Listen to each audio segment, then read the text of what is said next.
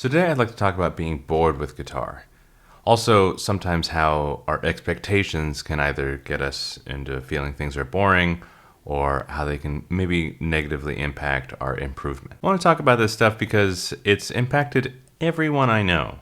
Every student I've taught, every teacher I've took a lesson from, people who haven't taken any lessons and have nothing to do with them, like everyone who plays music, everyone who does anything, has moments where they're bored with whatever they're doing or where their expectations are maybe kind of robbing them of an experience. I know, at least for me personally, I could have really used a video like this just telling me to calm down so many times over the last 17 years or however long it's been.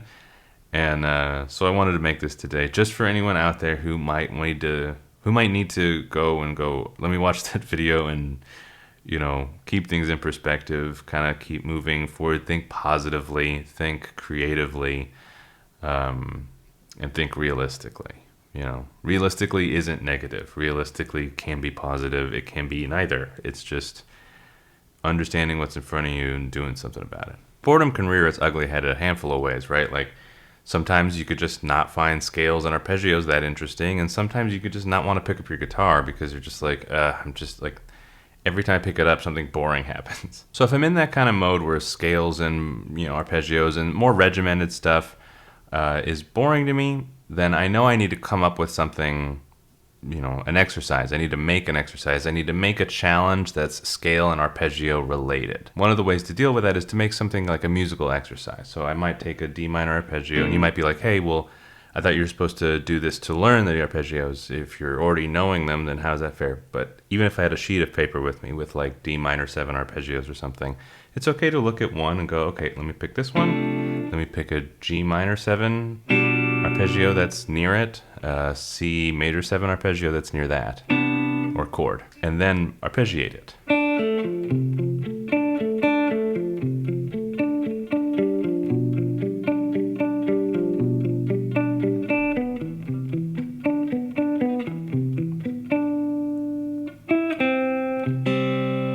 Right? And the more I turn it into something that I like, the more I turn it into like a riff, into a part or something that I like, my emotions, I like it. That's an emotion. I'm emotionally more connected to that riff, to that lick, to that whatever. And that's a big part, is like I will remember it just because I can remember things like, anyone can, but also my emotions will be tied to that specific riff, which involves those specific arpeggios. So now I'm remembering things on several different levels. All the while, more importantly, staying engaged, staying like I have to make up a picking pattern. Maybe instead of, I can go,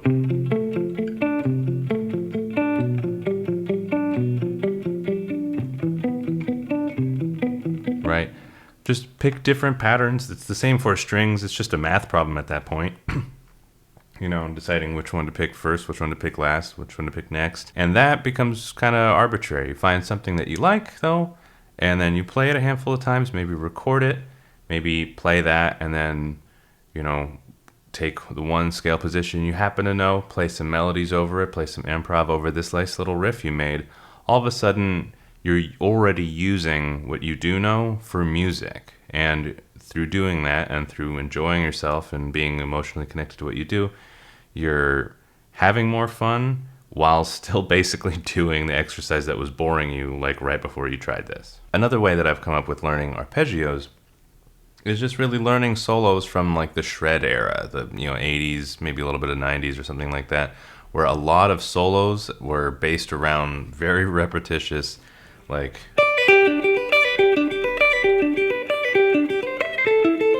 right?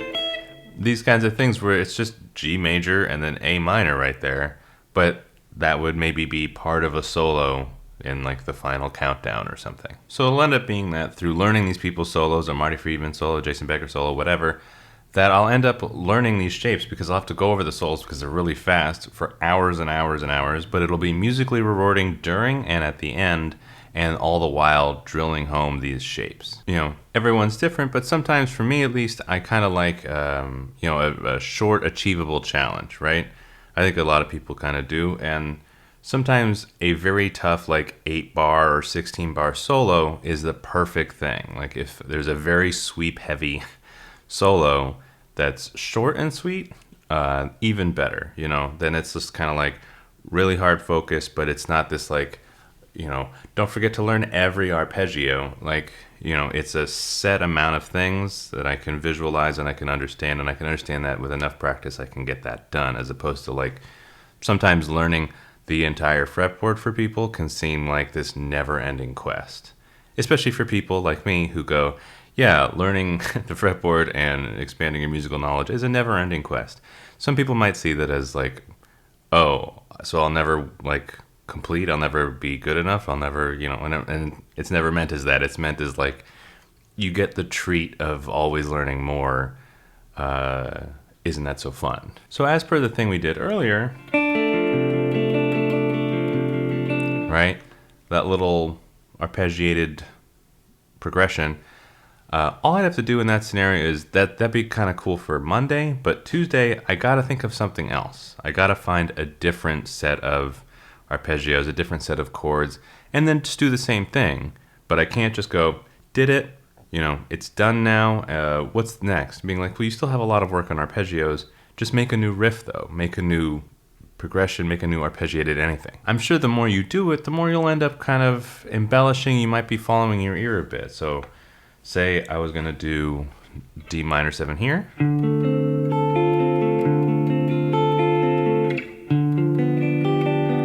G dominant, C major 7, right?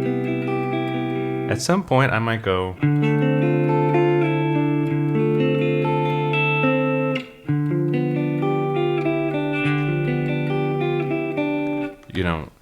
it's almost like instead of looking at a bunch of D minor and a bunch of G7, a bunch of C shapes, I'm basically going, all right, I'm playing a D minor here. So where's the D minor, in this case Dorian mode, right here. I need it for right here only. Same goes for G Mixolydian, that kind of thing. If I was like, well, I'm playing G, dominant here, so I need G Mixolydian right here. I don't need it here all over the place, I need it right there. And then I'm just gonna think of a lick that involves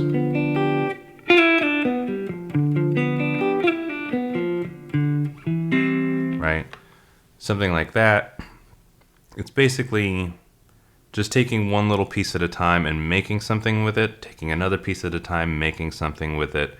You do that enough times, all of a sudden you actually were making little pieces to a big puzzle, and now you know quite a bit in this scenario about D minor, G7, and C major 7. It also depends on what your goals are though. So like, say, running scales and arpeggios gets boring, and all you want to do is write like, rock riffs or something like that and play rock songs.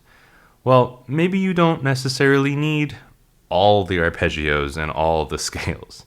You need a reasonable amount of them, but honestly, maybe your contribution and your experience of music is going to be more like whatever you make, and you'll know whatever songs are in your set, and that's it. That's totally fine. Just know that like if you want to play out and you're by yourself, you're probably going to need to hire musicians. Definitely absolutely pay them. And they can go, oh, when you're just putting your fingers here and playing something, that's C, and then it goes to F, blah, blah, blah, and they'll make sense of everything musically and fit in perfectly. That will definitely cost you, or you can maybe have people play with you who don't know a ton, and it'll just take a really long time to go, no, here's the riffs, no, here's a video of it, no, wait, yeah, your tuning is different, blah, blah, blah, blah, blah. It'll just be a more arduous process. But again, you don't necessarily need to have a very vast understanding of scales and arpeggios if that's your experience and your goal. On the other hand, if your goal is to be like a jazz musician or something like that, or all your heroes are like virtuosos who know their way around the fretboard, then you got to go through it. It's just going to be like either you got to just not find it boring anymore, or you got to find new ways to make it not boring. But you definitely have to be proactive about that. I understand how